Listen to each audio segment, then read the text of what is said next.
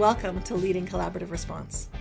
The purpose of this content is to explore the impact of leadership on the implementation and sustainability of collaborative response, a system-wide framework that values collaborative, action-focused responses, data-informed discussions, and timely support to ensure all students can experience success.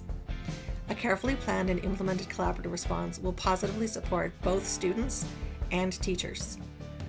Learn more about the why behind the leadership activities that establish, refine, and deepen collaborative response as a foundational framework for success.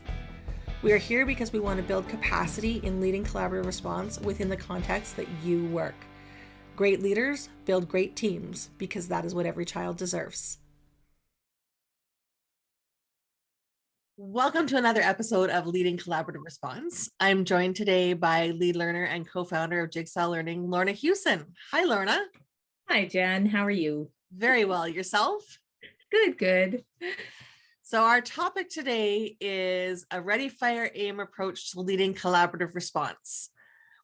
Let's break this down a little bit and start with what is meant by a ready, fire, aim approach. So we always kind of laugh a little bit, knowing that, of course, ready, fire, aim is not a good strategy for hunters.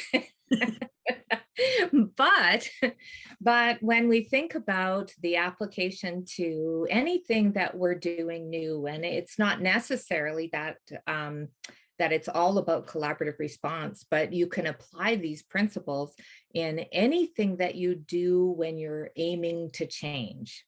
And so it really is much more about what's behind it in that change theory than it is about collaborative response specifically. So when we think about this, those three words and thinking about the principles behind them, it really is about taking time to ready yourself for any kind of change. So this might be spending time in a book study or going to workshops to learn a little bit about the foundations of a principle or an idea. Working with colleagues to really think through, how does this look in my classroom, or what will we do to move forward with these ideas in our school? So that ready stage is important because it gives you that foundation for the work going forward. And then we say fire. Just get started and get going. Grab on to some of the ideas. And for collaborative response, there is absolutely no way for you to be able to begin with every component of collaborative response because it is so very complex. But you take the pieces that you know will grow the work that you have already started in your school, and you just get moving. So just fire, just get started. Don't wait for things to be perfect, which is an important part of that idea of ready, fire, aim. Then when we think about aim, it is about jumping into that process, getting started, and then along the way pausing and saying, okay, so we've taken it this far. What's our next steps? Are there things that are happening within our efforts that are not as successful as we had hoped they would be? Let's stop that. Let's shift it slightly, and then let's move forward.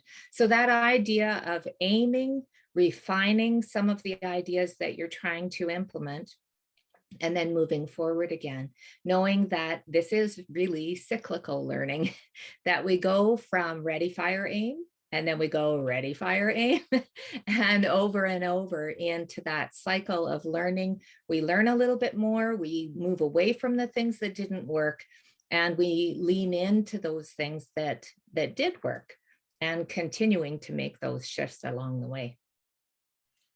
So how then does a ready, fire, aim approach apply to leading collaborative response? So Jen, I already talked a little bit about that in my first question, knowing that ready, fire, aim applies to anything that you're trying to work toward in change, but more particularly in connection with collaborative response. Collaborative response is more than model or a framework. It is a way of thinking. It's a way of impacting your beliefs in how you support students and how you do that in a really comprehensive way. So when we effectively implement collaborative response, we in essence impact every component of all of the work that we do in a school. So that's all the way from the classroom to impacting what's happening in supports or from supports from our external partners.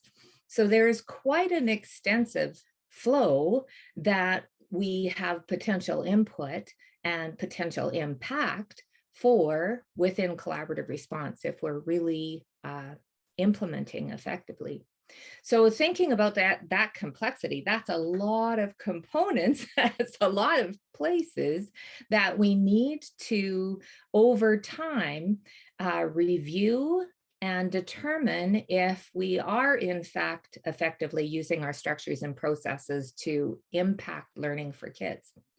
So when we think about that ready, fire, aim, it's about, first of all, readying ourselves again, understanding what collaborative response is about, but a essential component of that readiness for collaborative response is being able to recognize the parts that you already have in place in your school.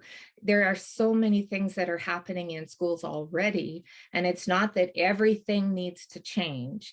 There's some really effective structures and processes that you already have working in your school, but it is taking that time in the beginning to recognize those and really understand the purpose of those structures and processes.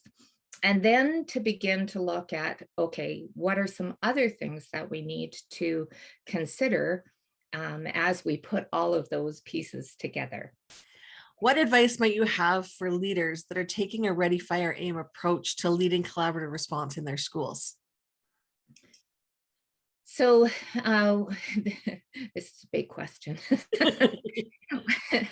When we think about leading collaborative response and think about the essence of ready, fire, aim, it really speaks to what we often hear from leaders is that idea of buy-in.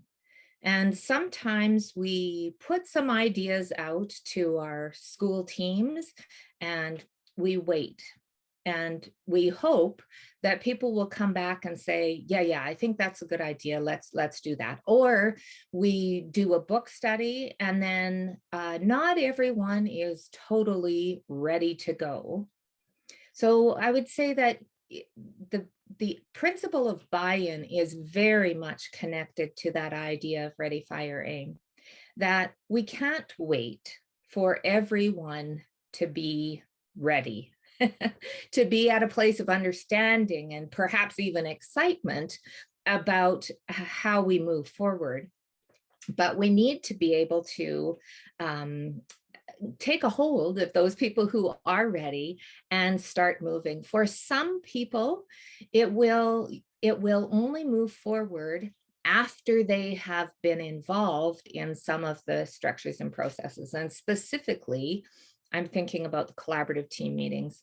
And this is something that actually happened in our school, that we started making some changes. And of course, our first component that we really thought was important was our collaborative team meetings and getting those started and ensuring that we had teachers coming together collaboratively to problem solve. And as we brought them together, not everyone was super excited about those meetings or spending time in a very structured format, as they were more used to being personally responsible for their professional learning community, as we called it at that point, and not having that structure around it. So there were lots of things that were really different for them. And as we jumped in thinking about those structures and processes and how we move forward to be able to share our practices and understand each other's classrooms and what they were doing and learning from each other, it took us a period of time being part of those meetings before teachers jumped in.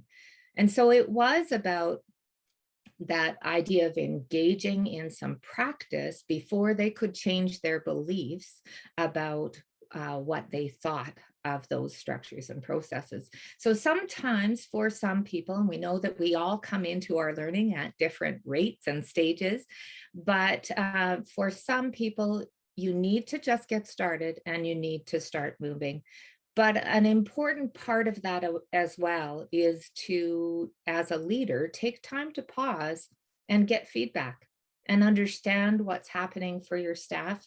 And as an administrator, of course, you're part of those team meetings as well, but actually pausing to say, to ask the questions of what are some successful things that you're seeing through the processes that we're working through, and what are some challenges, and having that discussion about how do we overcome those challenges, or how do we aim to make those pieces more effective and more purposeful for the teams in our schools.